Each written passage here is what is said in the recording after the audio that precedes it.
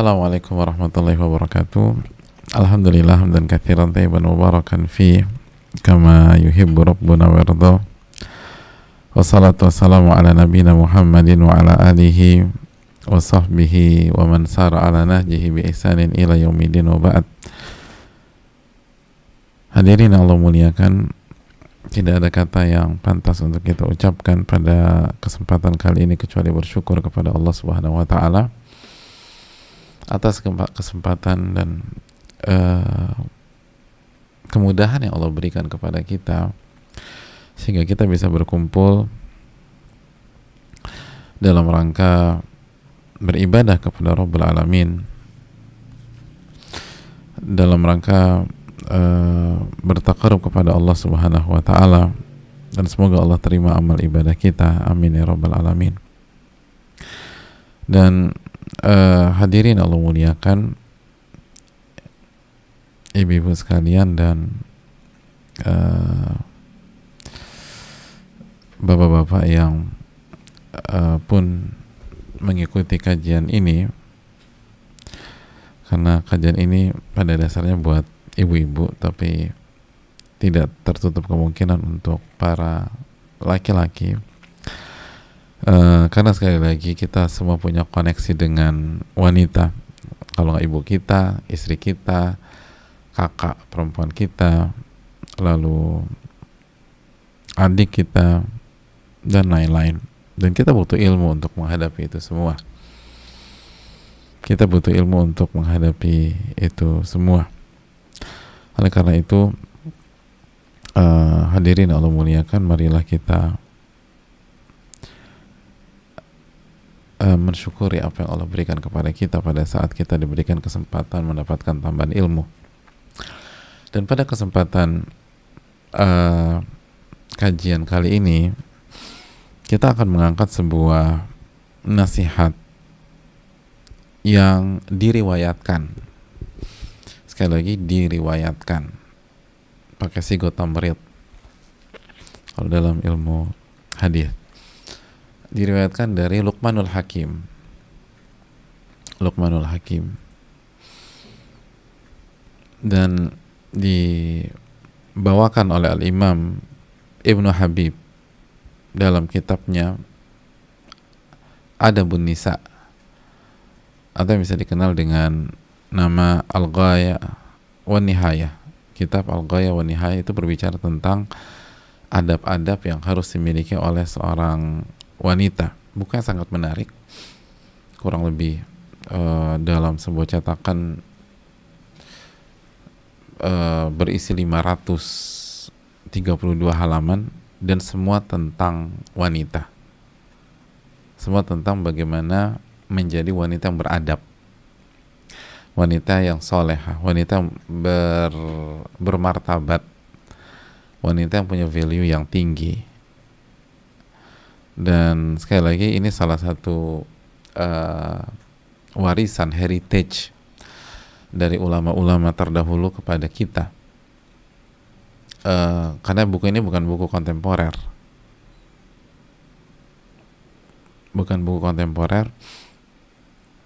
dan sangat bagus sekali untuk direnungkan. Oleh karena itu, banyak para ulama yang memberikan perhatian khusus kepada ibu-ibu, kepada wanita, dan salah satunya adalah beliau. Ya, beliau sampaikan ini di dalam kitabnya Adabun Nisa, atau yang tadi yang kita katakan Kitabul Ghayah wa Nihayah. Mari kita simak, karena nama Luqmanul Hakim selalu menarik untuk diangkat.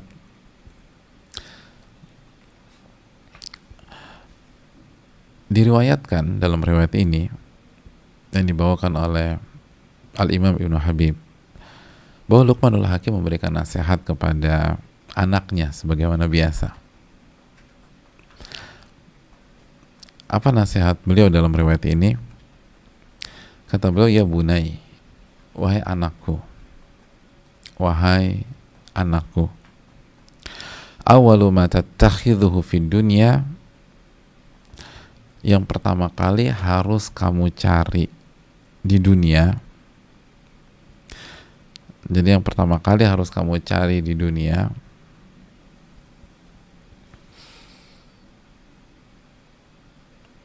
kira-kira apa ya? Apa yang pertama kali harus kita cari di dunia?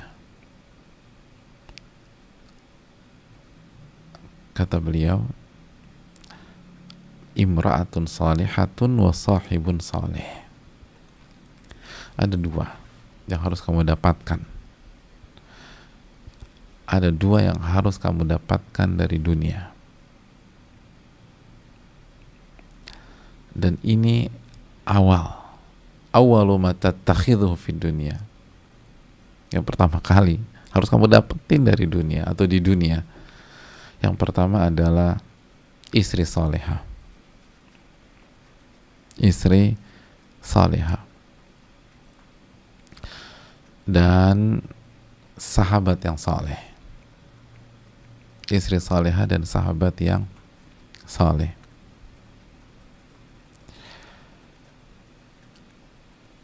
Apa ibu sekalian yang pertama kali harus didapatkan di dunia menurut beliau? Sosok yang dikenal sangat bijak, ikonnya kebijaksanaan, sampai-sampai beliau menjadi nama surat Luqman di dalam Al-Quranul Karim. Yang pertama kali harus Anda dapatkan di dunia adalah istri yang salehah dan sahabat yang saleh.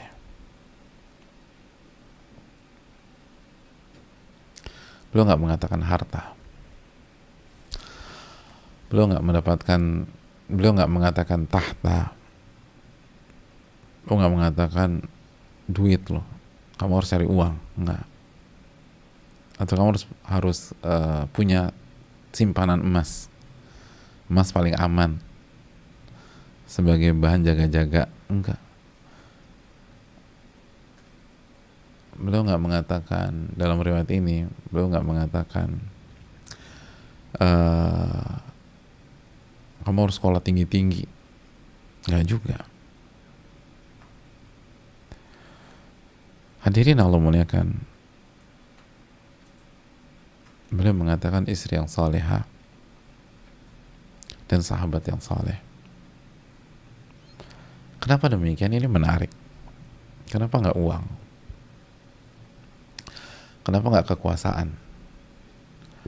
Kenapa tidak pendidikan yang tinggi? Kenapa nggak popularitas? Banyak orang tua pengen anaknya populer, anaknya ngetop, anaknya jadi seleb, dan dari awal sudah didorong untuk ke sana. Kenapa nggak itu semua? Padahal nggak semua dari hal-hal tersebut itu buruk kan. Harta kalau bagus, kalau banyak dan halal nggak masalah. Tapi kenapa itu? Mari kita simak alasan beliau. Ikonnya kebijaksanaan, sangat bijak. Yang pertama, tastarihu ilal mar'ati salihati idza dakhalta. Karena dengan istri yang solehah, kata beliau, engkau akan merasakan kenyamanan, rohah, engkau bisa istirahat, hati kamu tuh bisa plong, pikiran tuh bisa nyaman banget. Idza dakhalta, jika kamu masuk ke rumahmu. Jadi kalau pulang, sepelik apapun, seribet apapun kesibukan, masalah, lalu problematika di luar, di tempat kerja, atau di kampus kalau masih ada yang kuliah, mungkin kita tertekan, ada orang yang nge-push kita, yang neken kita. Ada sebagian masih junior dikesetin di tempat kerjanya atau di kampusnya. Itu begitu masuk rumah dan istrinya solehah, itu hilang semuanya jemaah. Dia mendapatkan kenyamanan, ketenangan. Itu masalah nggak ikut masuk ke rumah, ketinggalan di pintu gerbang. Wa tastari'u idza ila sahibi salih idza kharajta ilaih. Dan emangnya kita hidup di rumah terus? Kan enggak ya. Otomatis kita akan keluar. Dan kita pada saat kita keluar, kita akan rohah, kita akan nyaman, kita akan tenang.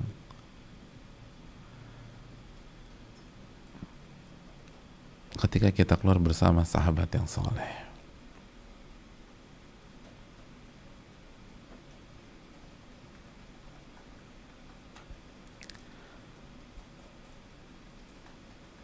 Jadi ketika keluar, kita kerja bareng sahabat yang soleh. Kita beraktivitas bersama sahabat yang soleh.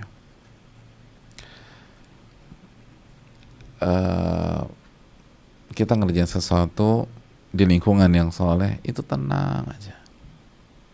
Walaupun kerjanya berat, tanggung jawabnya besar. Jam kerjanya, ya Allah, panjang banget. Gajinya nggak seberapa. Mungkin gajinya kecil. Bahkan seringkali nggak dapat gaji. Jadi volunteer misalnya di sebuah yayasan atau untuk misi kemanusiaan, untuk sosial, nggak digaji sama sekali. Bahkan kadang-kadang kita harus ngeluarin duit dari saku kita. Tapi kalau kita kerja bareng orang-orang yang soleh, sahabat yang soleh, lingkungan yang soleh, dan ketika kita pulang, kita disambut oleh sosok yang soleha, selesai itu masalah jamaah. Selesai. Gak ada masalah yang membuat kita hancur. Ih, luar biasa, nasihatnya dalam banget. Karena hidup tanpa masalah tuh di mana? Gak ada. Hidup itu isinya masalah, isinya ujian. Masih ingat surat Al-Mulk ayat 2, alladzi khalaqal mauta wal hayata liyabluwakum ayyukum ahsanu amala. Dia yang menciptakan kematian dan kehidupan dengan segala ceritanya, dengan segala dinamikanya, dengan segala warna-warninya, cerita-ceritanya. Untuk apa? Liyabluwakum, untuk menguji kalian. Menguji.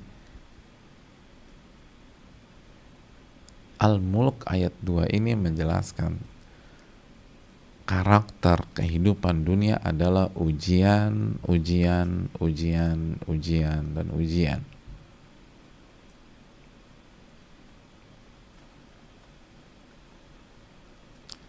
Untuk menguji.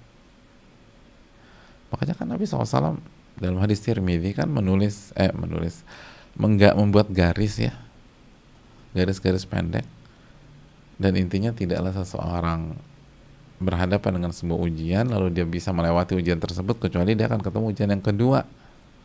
Lewat dari ujian kedua ketemu ujian yang ketiga, lewat ujian ketiga ketemu ujian keempat. Lewat ujian keempat ketemu ujian kelima. Lewat itu ketemu masalah ke-6, masalah ke-7, masalah ke-8, sampai masalah yang tidak ada solusinya, yaitu kematian. Jadi nggak usah berpikir hidup tanpa masalah, udah putus asa aja dari sisi itu. Jadi jangan lihat angle itu lagi. Sekarang gimana ceritanya agar masalah itu bisa dinikmati? Masalah itu tetap membuat kita nyaman, tenang, bahagia. Hadirin, setelah taufik dari Allah, dua faktor ini yang menjadi penentu. Ya, setelah taufik dari Allah, setelah iman, setelah hubungan vertikal kepada Rabbul Alamin, dua faktor ini. Dan dua faktor ini yang ngejaga. Dua faktor ini yang menjaga agar hubungan kita dengan Allah tetap bagus, agar hubungan kita dengan Allah Subhanahu wa taala tetap kondusif, agar hubungan kita dengan Allah itu tetap nyaman. Makanya kan Abdullah bin Mas'ud menyatakan, la tusahib illa man a'anaka ala dzikrillah. Anda jangan bersahabat kecuali dengan orang yang menolong Anda, mensupport Anda, mendukung Anda senantiasa mengingat Allah Subhanahu wa taala.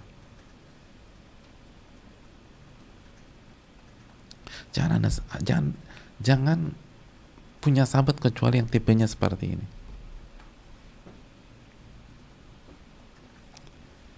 Yang tipenya seperti ini.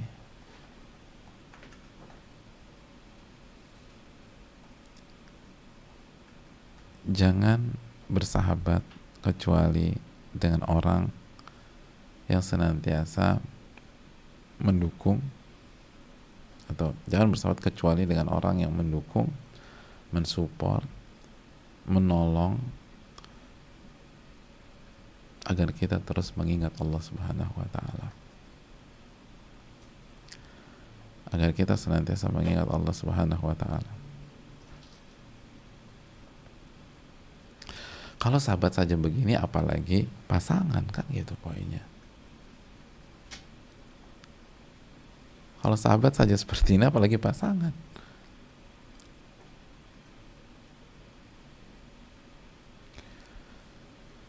Jadi hadirin yang Allah muliakan,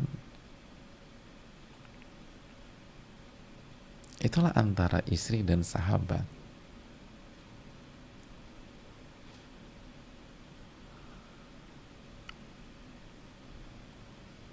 Hendaknya kita pegang ini.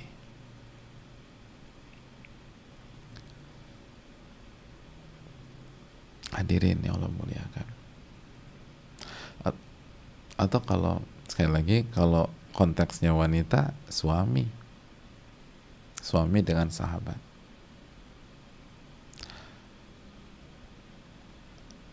Ya, intinya pasangan.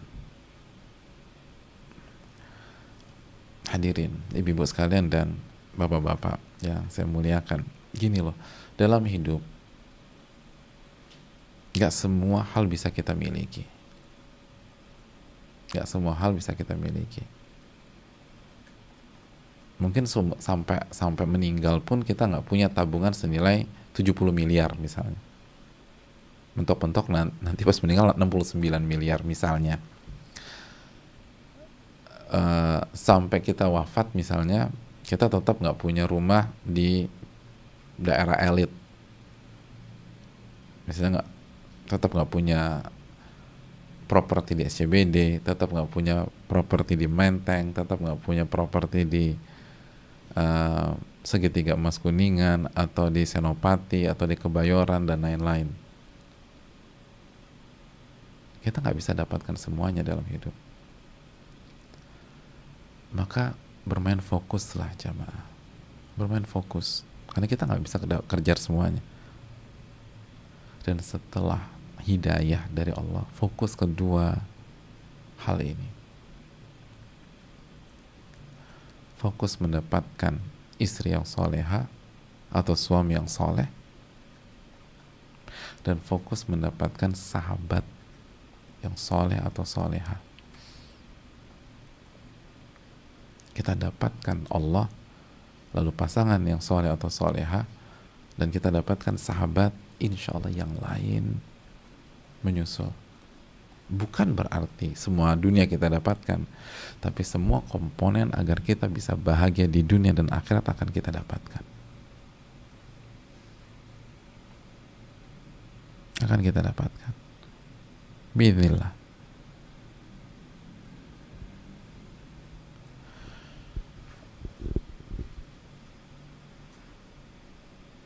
Kita nggak bisa dapatkan semua sekali lagi. Maka pegang inti-inti. Pegang faktor-faktor yang paling fundamental dan pertaruhkan semua di sana. Lalu minta pertolongan kepada Allah. Insya Allah Allah akan kabulkan. Udu'uni astajib lakum. Minta kepada aku akan kabulkan, kata Allah.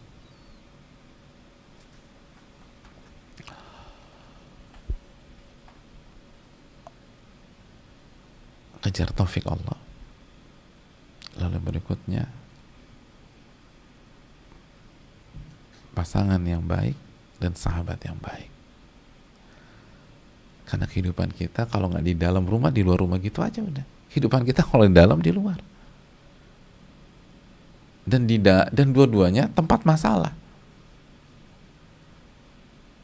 Di dua-dua tempat itu semua tempat masalah. Emangnya di rumah nggak ada masalah? Banyak masalah. Emangnya di rumah nggak ada yang memancing kita marah, meledak, emosi, nangis, segala macam? Banyak.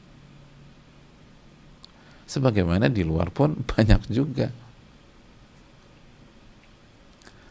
Dan itu nggak bisa kita stop. Ujian itu akan datang terus. Ujian itu akan datang terus. Ujian itu akan datang terus.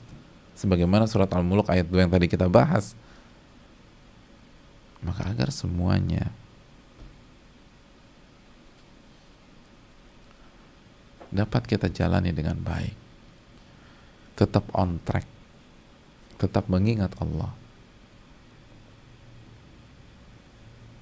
pasangan yang soleh atau soleha, dan sahabat yang soleh atau soleha. Dan karena sesi ini berawal dari atau ini sebenarnya sesi kajian ibu-ibu, maka marilah mulai dari diri sendiri. Ibda binafsik, kata Nabi SAW. Mulai dari diri sendiri.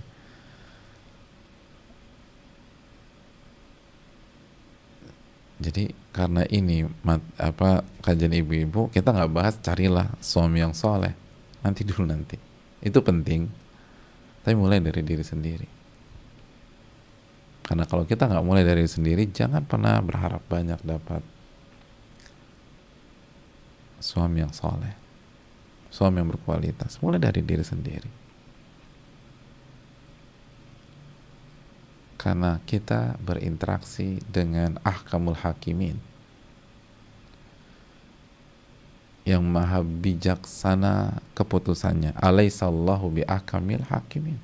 Bukankah Allah yang maha bijaksana dalam membuat keputusan? Allah Al-Hakim, Allah yang maha bijaksana. Kalau kita sudah menjadi wanita salehah, maka Allah nggak mungkin zolimin kita. Wa annallaha laisa bidzallamin lil abid.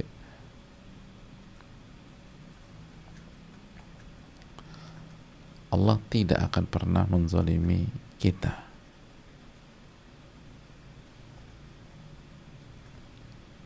Nggak akan pernah zalimin kita. Masalah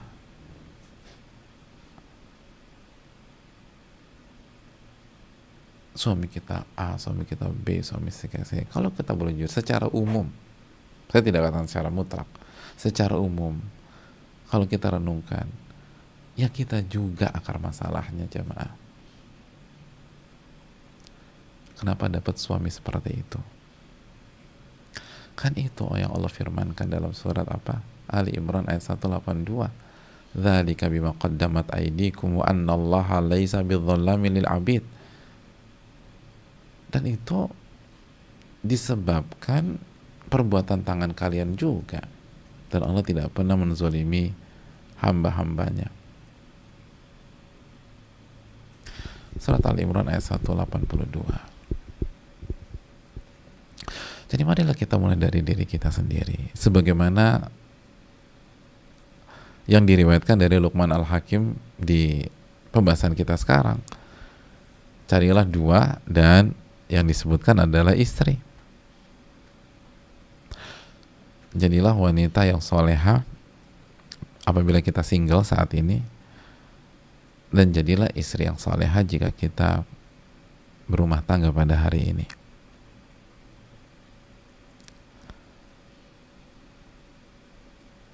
Ayo kita mulai dari diri kita, jemaah. Dan kita sederhanakan kriteria istri soleh itu banyak. Dalam riwayat ini, lihat sekali lagi apa yang dikatakan, tastarihu ilal mar'ati salih idza dakhalta.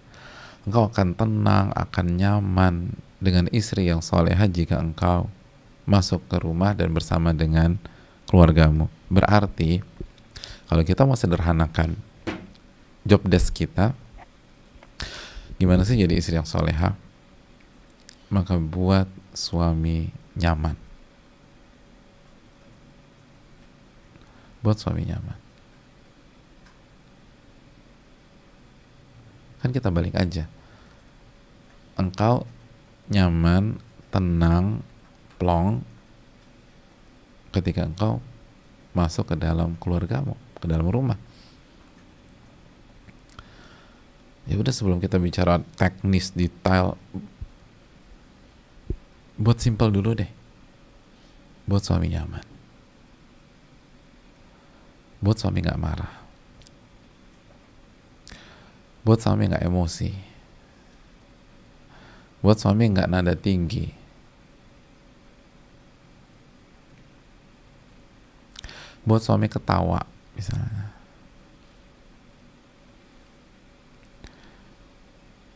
Buat suami tuh nggak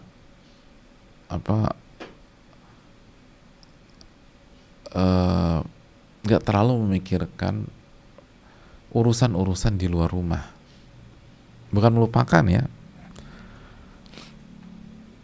tapi nggak terlalu kepikiran itu loh.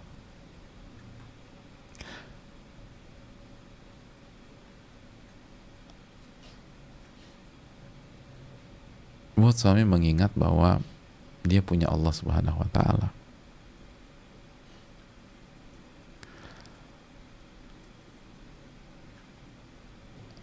Lalu dia masih memiliki istri yang sangat mencintainya, yang bangga apapun yang terjadi di luar sana.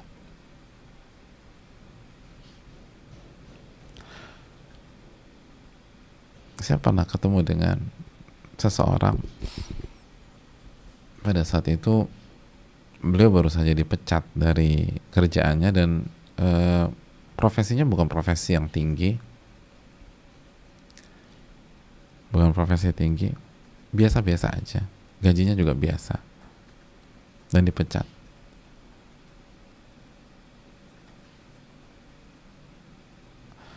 Itu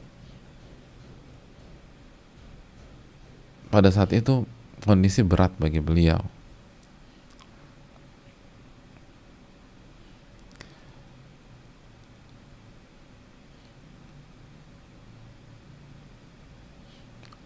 Yang membuat beliau kuat setelah taufik dari Allah,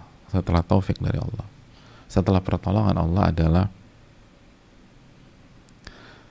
sikap istrinya.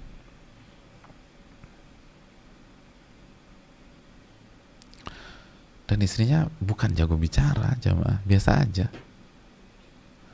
Tapi pada saat itu istrinya mengatakan, pada saat suaminya lagi terpuruk nih, jobless, nggak punya uang, gaji segala macam nggak ada sekarang, lalu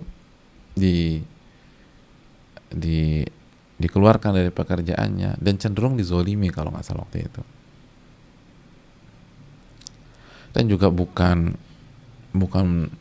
posisi-posisi tinggi, biasa aja di kantornya, ya pegawai bawah lah.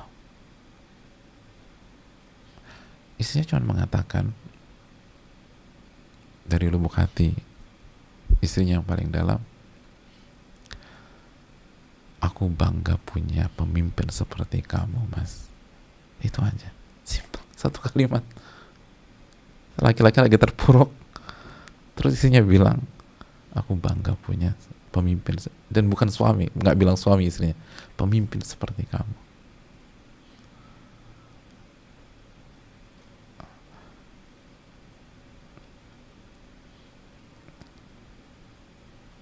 Yang memperjuangkan aku dan anak-anak, bukan hanya ketika sedang senang maupun, tapi juga ketika sedang susah seperti ini. Itu hadirin, semangat lagi jamaah. Ya laki-laki digituin sama istrinya udah on lagi, semangat, percaya diri lagi, optimis, kencungin ibadah.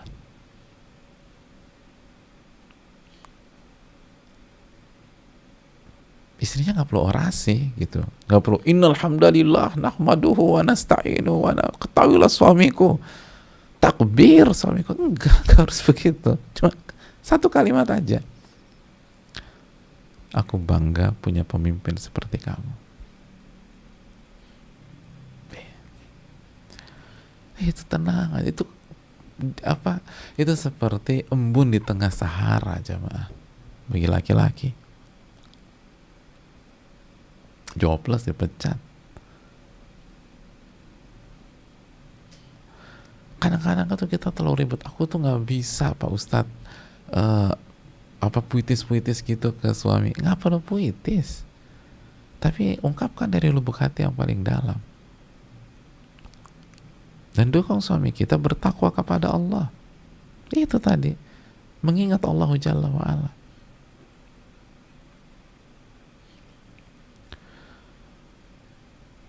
Dan dukungan istri selalu dibutuhkan, selalu dibutuhkan. Hadirin yang Allah muliakan,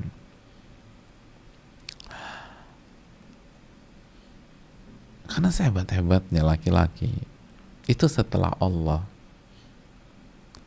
itu arahnya ke istri. Dan Allah yang berfirman kan dalam surat Ar-Rum ayat 21, ayat yang selalu dibaca ketika akad atau ketika acara hari H pernikahan. Wa min ayatihi an khalaqalakum min anfusikum azwaja litaskunu ilaiha. Dan di antara tanda-tanda kebesarannya, Allah ciptakan untuk kalian istri dari jenis kalian,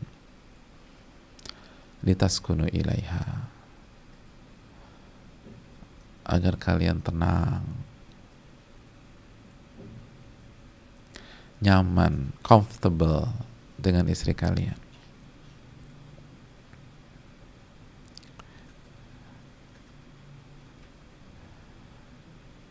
Agar kalian nyaman.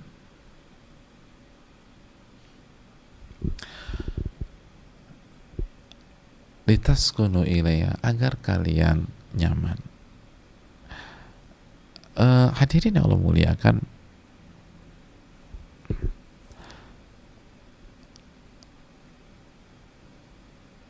dan diantara keterangan para ulama kita, litaskunu itu apa sih? Litaskunu itu litaknas dan lita'wi. Itu sebagian keterangan para ulama. Agar kamu, ini kan bicara sama laki-laki ya, agar kamu nyaman, tentram tadi terjemahnya. Wa ta'wi, ta'wi itu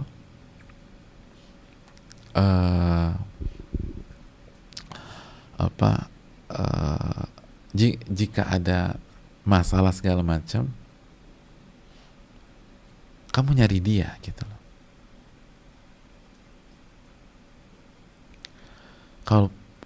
Kalau lagi ini dia yang dicari, dita'wi, ma'wa.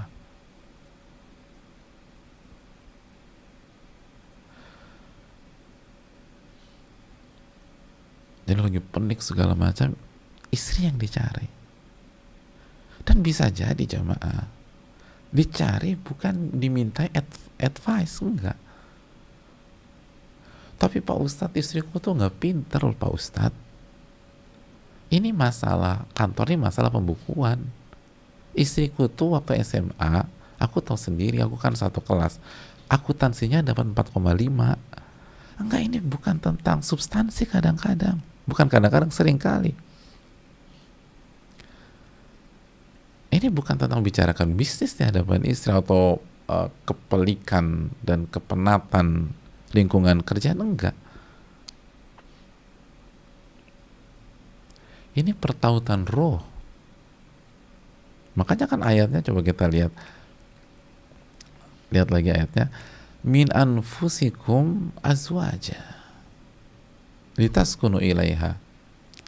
Allah ciptakan untuk kalian pasangan dari diri kalian, dari jiwa kalian, dari jiwa kalian. Dijelaskan oleh Al-Imam Ibnul Qayyim bahwa hubungan yang paling dalam adalah pertautan jiwa, dan ini dalilnya. Makanya kata Ibnul Qayyim, makanya Anda sering ngelihat ada banyak laki-laki yang jauh dari kata tampan itu mendapatkan wanita yang cantiknya minta ampun, dan dua-duanya tuh senang. Wanitanya nyaman banget sama laki-laki itu, sama suaminya. Dan sebaliknya, seringkali Anda melihat laki-lakinya tampan dan istrinya jauh dari kata cantik, dan semua saling mencintai. Gak ada masalah sama sekali. Seumur hidupnya suami gak pernah bilang, kamu tuh gak cantik banget sih. Gak ada. Senang. Kata Ibnu Qayyim, itulah ikatan terkuat di dunia setelah Allah Subhanahu wa Ta'ala dan Rasulnya tentu saja. Karena ini bukan tentang fisik lagi, ini tentang jiwa. Makanya istri itu min anfusikum, dari jiwa kalian, dari jiwa kalian, bukan dari muka kalian, bukan dari kulit kalian, dari jiwa kalian, dari diri kalian.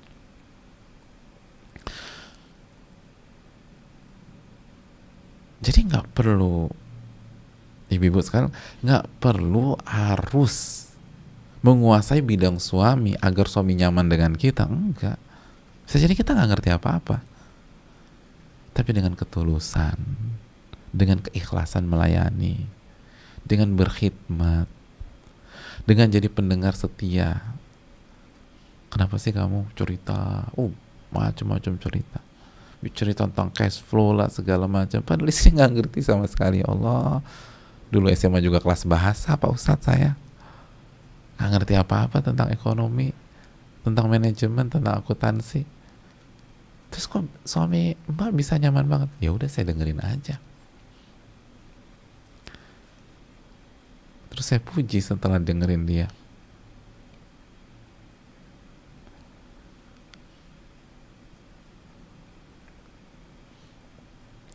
Jadi hadirin yang Allah muliakan,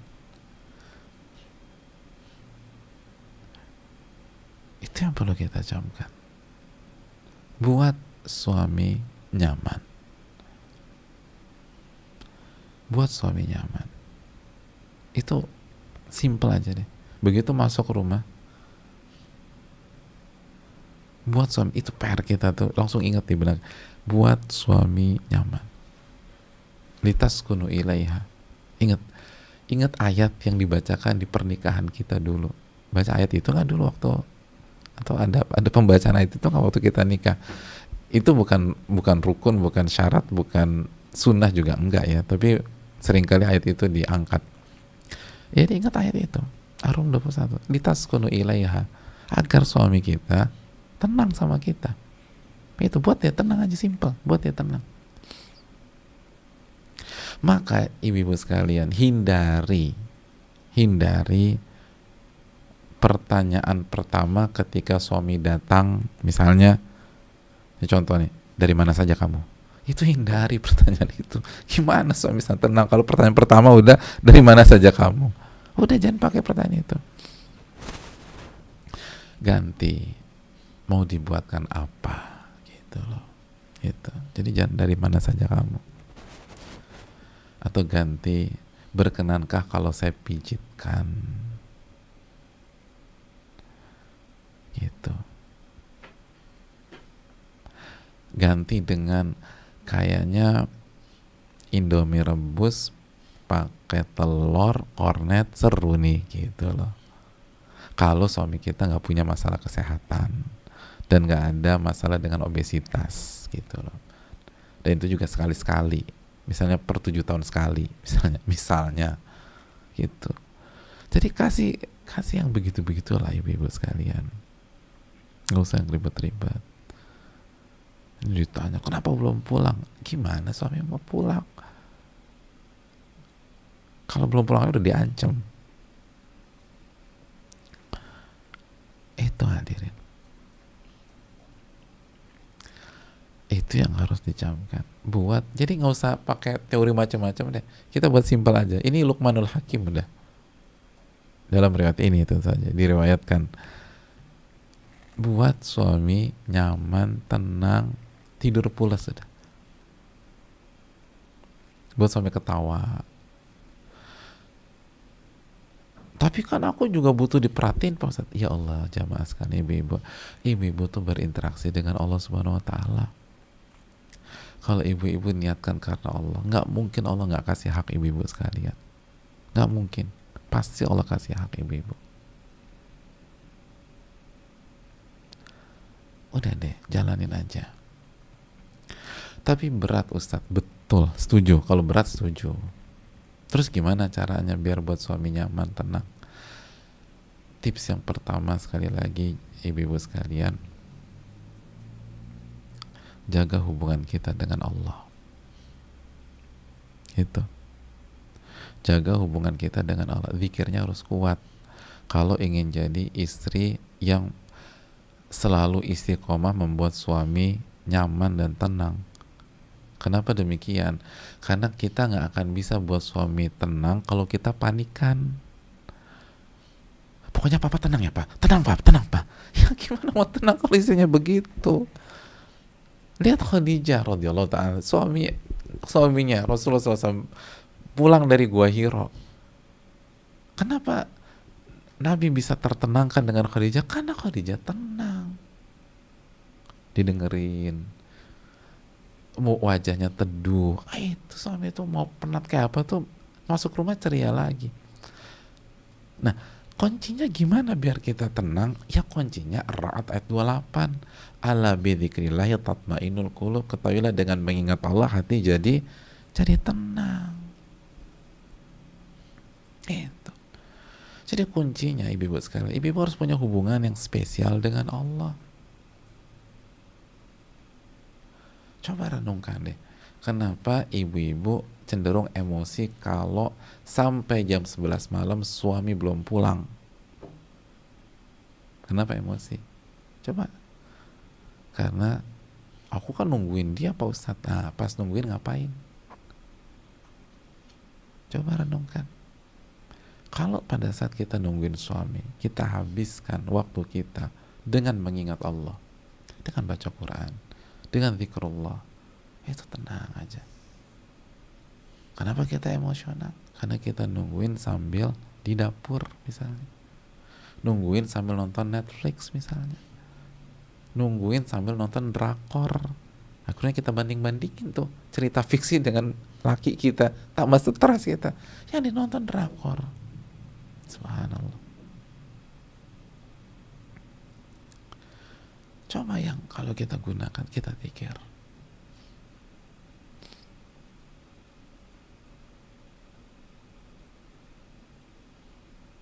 oh itu, insya Allah kita bisa tenang. Nah dengan kita tenang, maka kita juga bisa mentransfer energi ketenangan itu kepada suami kita. Atau kalau pakai bahasa kita, keberkahannya itu sampai ke suami kita, jemaah. Itu.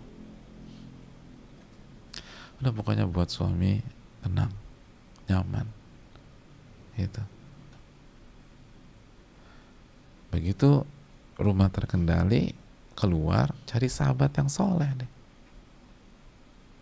Nah kalau buat ibu-ibu sekalian begitu juga. untuk mensupport ibu-ibu butuh sahabat-sahabat yang soleha, lingkungan yang soleha, sahabat-sahabat yang nggak pernah memprovok ibu-ibu sekalian.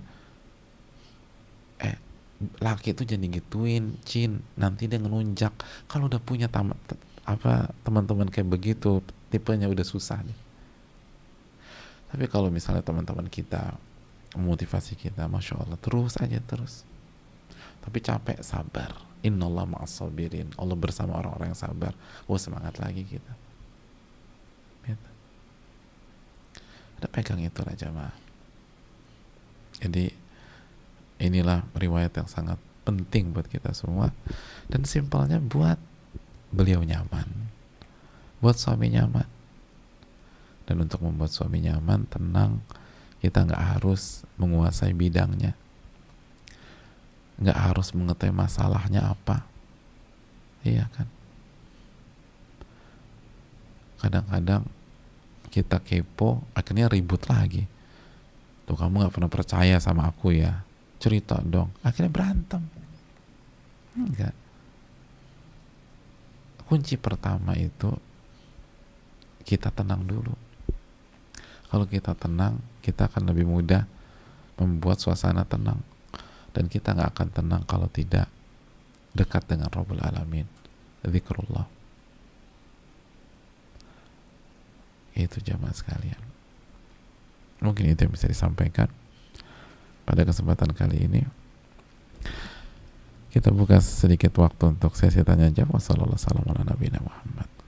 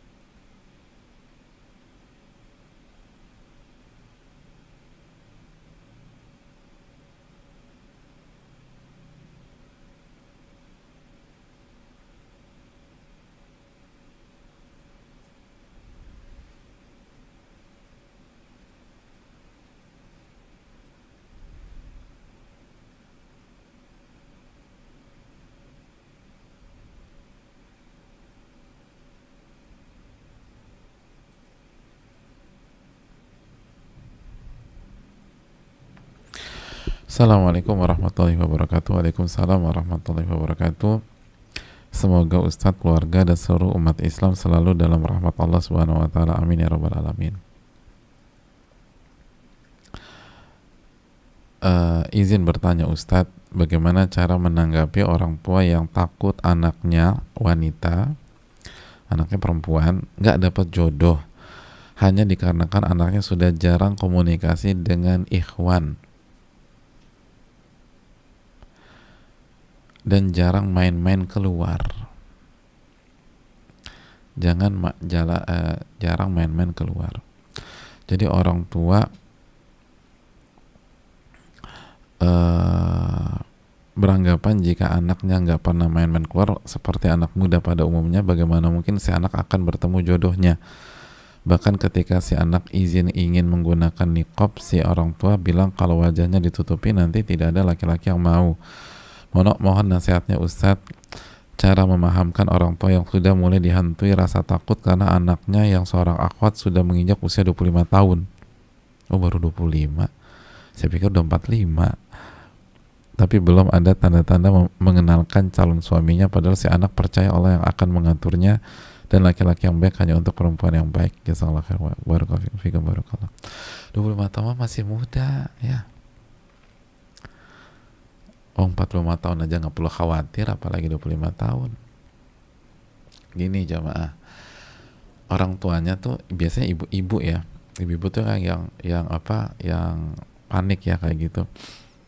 Tanya, coba cari tahu ibunya suka sayur asam nggak? Kalau ibunya suka sayur asam, contoh aja, itu teori macam mana pula melinjo, kacang panjang, sama ikan di laut atau ayam di pedesaan bisa ketemu di satu piring gitu loh. Bisa ketemu di satu piring. Itu ikan tuh ada di laut tuh, sama melinjo, sama segala macam. Kok bisa ketemu di satu piring? Itu rumus fisikanya dari mana? Jadi kalau udah jodoh di satu piring mah jodoh aja.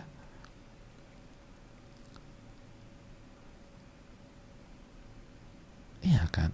Sayur asam kan anaknya pakai ikan asin atau pakai ayam goreng. Kok bisa ketemu itu loh?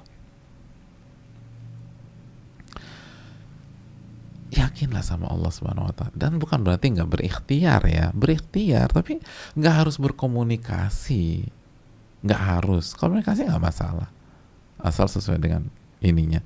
Tapi nggak harus demikian,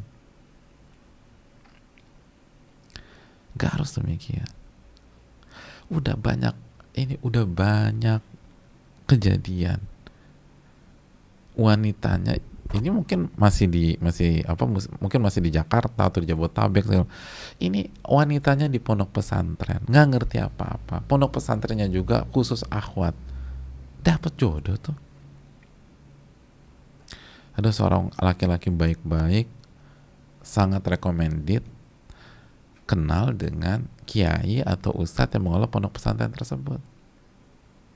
Ustadznya bilang ke istrinya atau ke penanggung jawab bidang santriwati, saya ingin santriwati yang terbaik karena saya tahu ini orang baik banget, masya Allah. Nasabu kadzalik, ini dugaan saya tidak merekomendasikan siapapun yang ada. Saya pengen yang spesial juga, dicari yang spesial, diketemukan, cocok, Allah takdirkan nikah, bisa tuh. Yang satunya sekolah di mana, yang satunya mondok di mana. Gak pernah ketemu sama sekali. Gak pernah. Dan itu bukan 1-2 kasus, itu ribuan kasus. Jadi hadirin yang Allah muliakan, yang terpenting itu bukan umur jamaah, yang penting itu kualitas. Kalau kualitas kita sebagai wanita emas, itu kan dicari orang, walaupun ada di Irian. Itu emas tuh di Irian. Amerika datang, jamaah. Amerika datang. Di Irian. Nggak ada orang bilang, karena tempatnya emas di Irian, nggak jadi. Kita maunya kalau di Jakarta aja. Karena Jakarta capital, ibu kota. Gak ada bilang begitu, dikejar sampai ujung sana, dikejar. Kalau namanya mutiara sih, mau di dasar laut diselemin aja, gitu aja, pikir simpel. Kalau mutiara,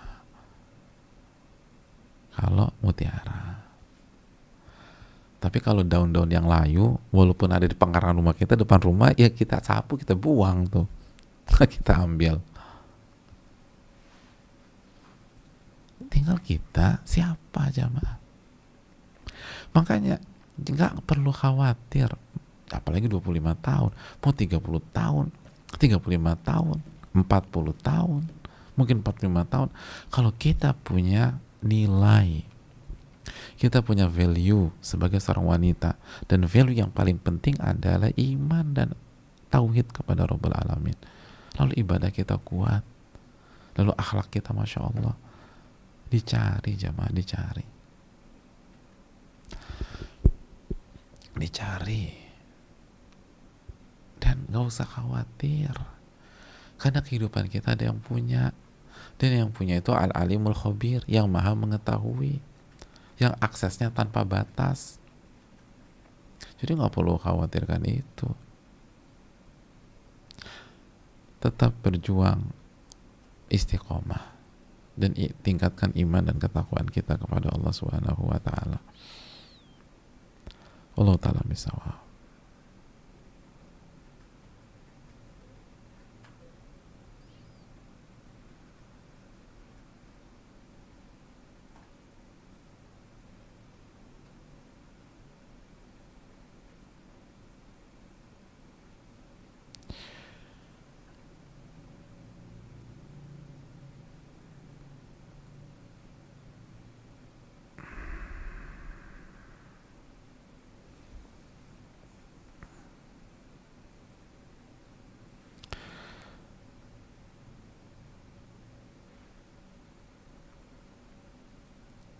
eh, bagaimana versi nyaman itu ternyata beda antara suami dan istri.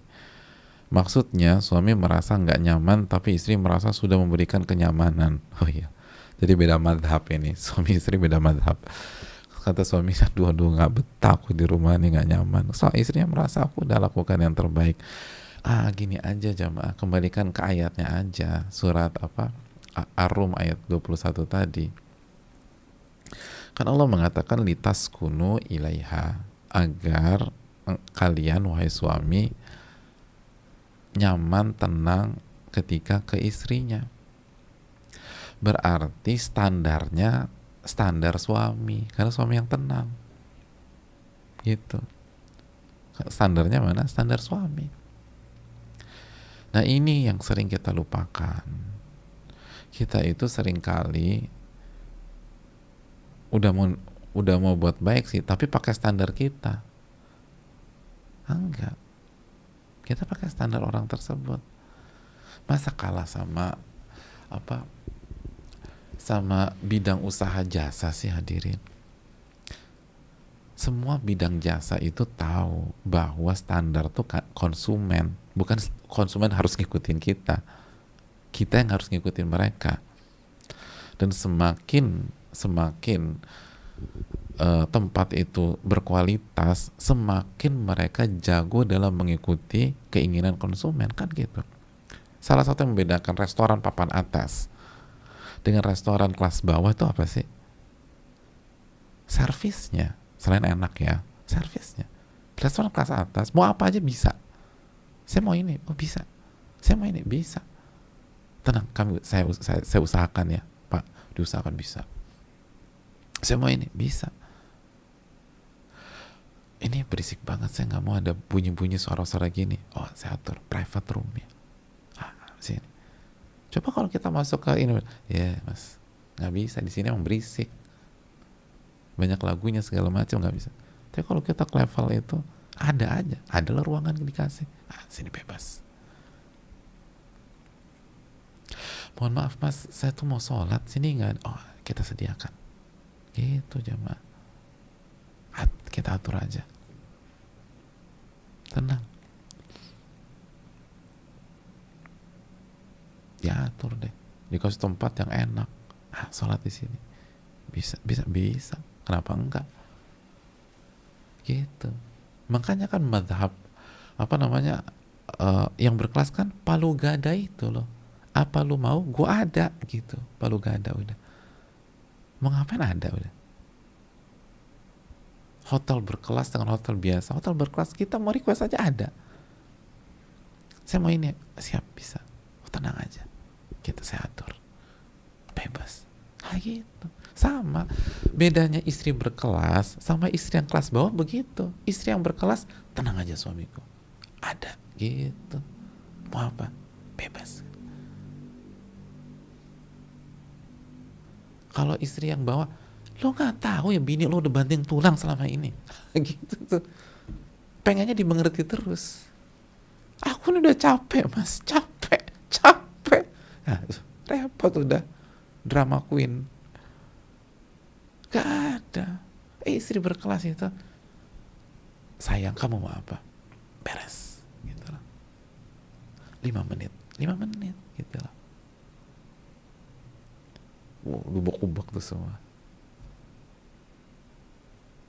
Gitu, bedanya berkelas sama kelas bawah ya begitu. Kalau kelas bawah ya gitu.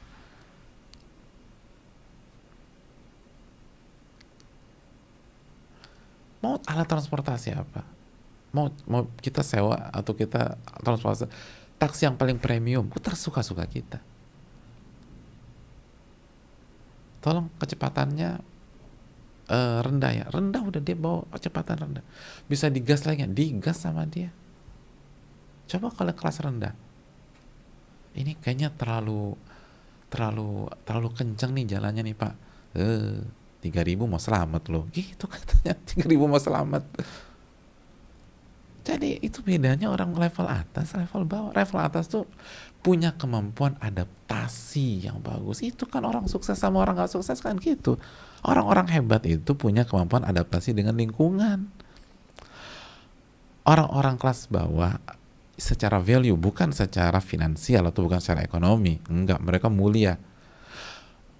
Tapi yang value-nya rendah, nilainya rendah, mentalnya selalu ingin dimengerti, nggak bisa ngertiin orang, minta dimengerti terus. Enggak. Kalau ingin jadi wanita papan atas, wanita yang punya nilai yang tinggi, belajarlah untuk beradaptasi dengan suami. Belajarlah untuk bisa memberikan keinginan suami dan standar suami, bukan maksain suami harus ikut kita. Ya tapi nanti aku tertindas. Buktikan.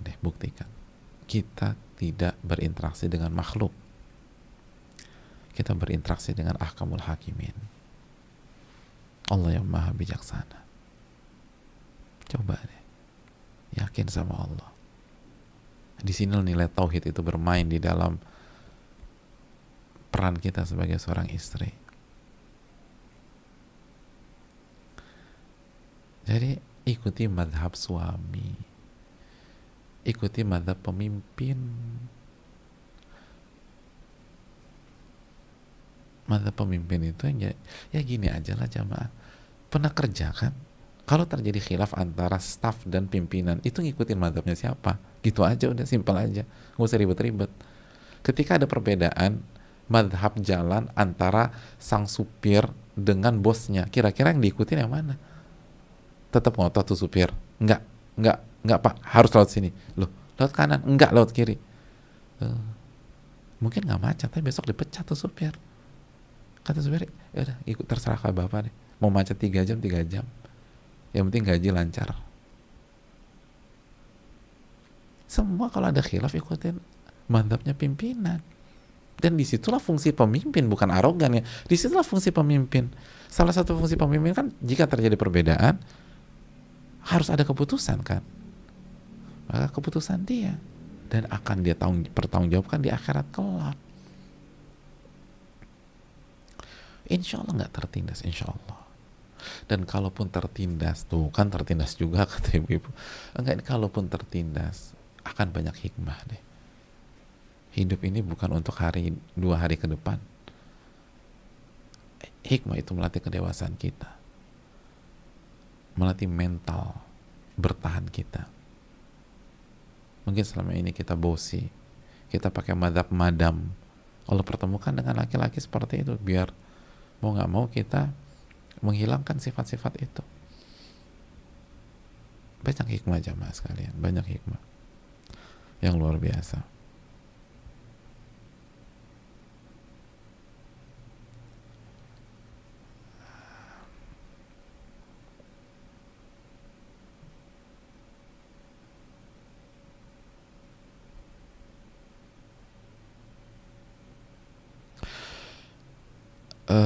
Bismillah, Afan Ustadz, saya mau bertanya bagaimana menyikapi suami yang cool banget, cuek, dan banyak sekali masalah yang tidak terbuka, sedangkan saya ingin menjadi istri soleha jadi kepancing emosi.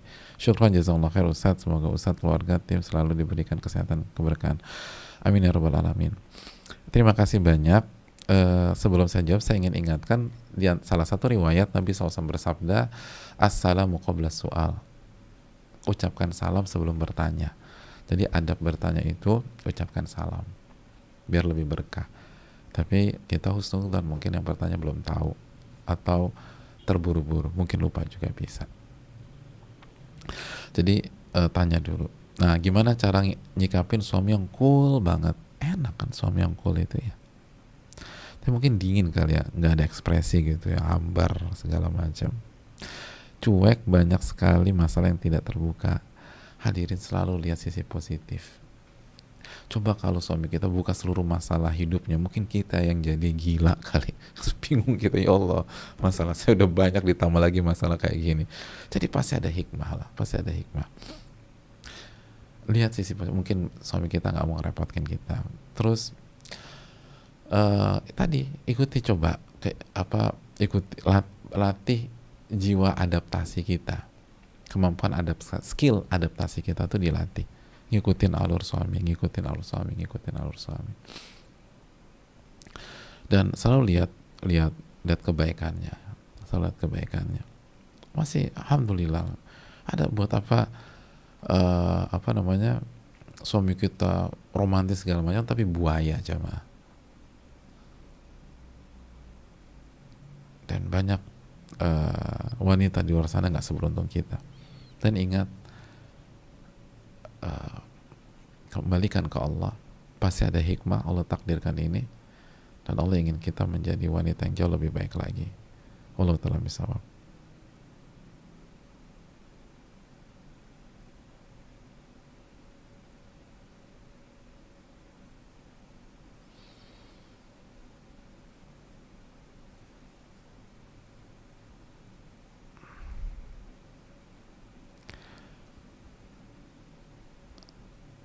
Ustadz, saya sering mendengar, ini juga tolong kasih salam sebelum bertanya.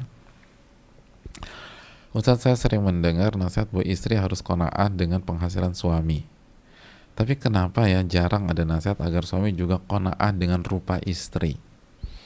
Sehingga ketika istri menjadi gendut, bukan istri yang disuruh merubah jadi langsing, tapi suamilah yang disuruh menerima keadaan istri.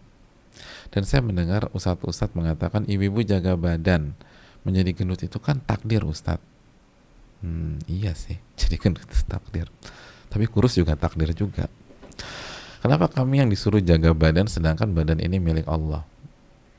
Ya. Saya sudah menyerah untuk diet, Ustadz, karena begitu susahnya. Tapi kadang datang rasa takut berdosa karena tidak menuruti keinginan suami.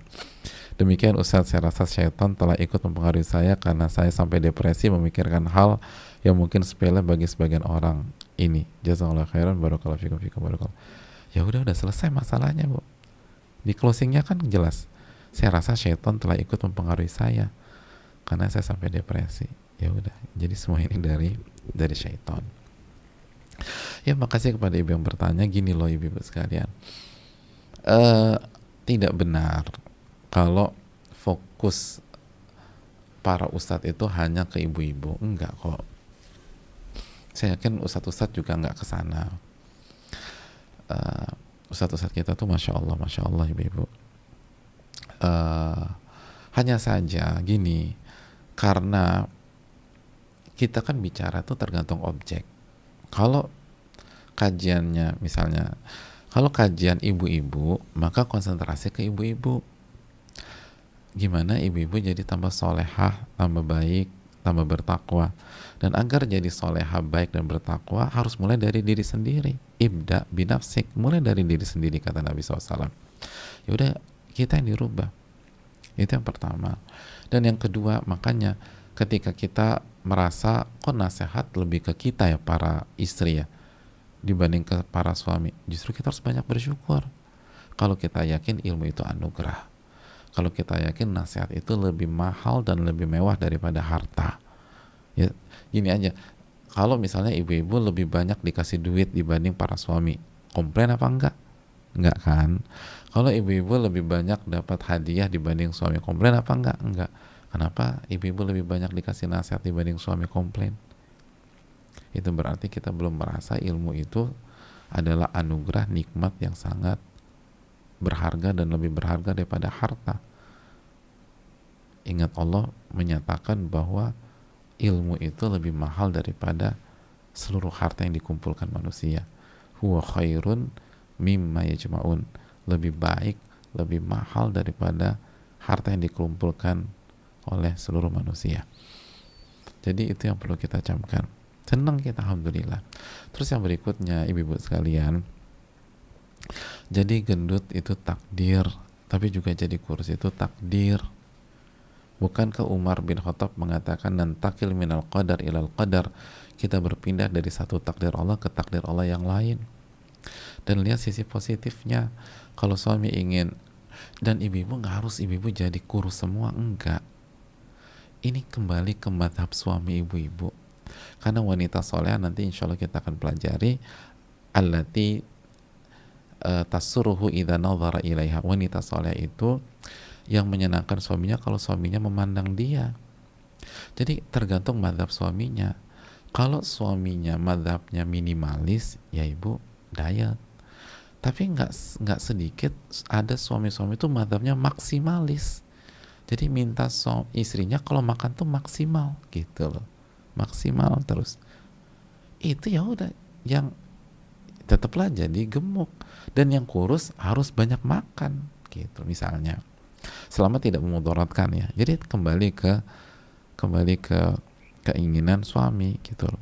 Dan kita ketika kita diet, ketika kita menyenangkan suami, itu pahala semua, argo pahala, ibu-ibu jalan, itu nggak gratis, nggak gratis. Ya simpel aja, kalau ada orang bilang kalau Mbak istiqomah workout, setiap workout itu saya kasih 5 juta, kira-kira kita semangat nggak? Kalau suami ridho dengan fisik kita, itu lebih mahal yang kita dapatkan daripada hanya sekedar angka-angka seperti itu. Jadi kita harus semangat gitu, harus semangat. Dan di sisi lain, suami juga harus menerima kekurangan-kekurangan istri dan sabar. Kekurangan yang bisa diperbaiki dan menjadi core itu memang harus disikapi dengan sabar, lalu berupaya dibenahi. Tapi kalau ada kekurangan yang sifatnya sifatnya fisik yang nggak bisa dirubah, maka sabarlah, qanaahlah dengan apa yang Allah berikan. Dan konsekuensi kita menikah dengan istri kita. Jadi nggak benar juga semua ditaruh di pundak istri, itu keliru. Kedua belah pihak harus demikian. Dan setiap suami dan istri harus melihat ke dirinya sendiri dulu. Perbaiki kotak masing-masing, maka Allah akan kasih pertolongannya. Saya rasa cukup sampai di sini. Terima kasih banyak, senang bisa belajar dengan jamaah sekalian. Semoga kajian kita diberkahi oleh Allah dan kita mendapatkan ilmu yang bermanfaat dan dijauhkan dari ilmu yang tidak bermanfaat. Semoga Allah terima amal ibadah kita. Rabbana taqabbal minna. Allahumma inna nas'aluka ilman nafi'an wa na'udzubika min ilmin la yanfa'. Subhanakallahumma bihamdika asyhadu an la ilaha illa anta astaghfiruka wa atubu ilaik. Assalamualaikum warahmatullahi wabarakatuh.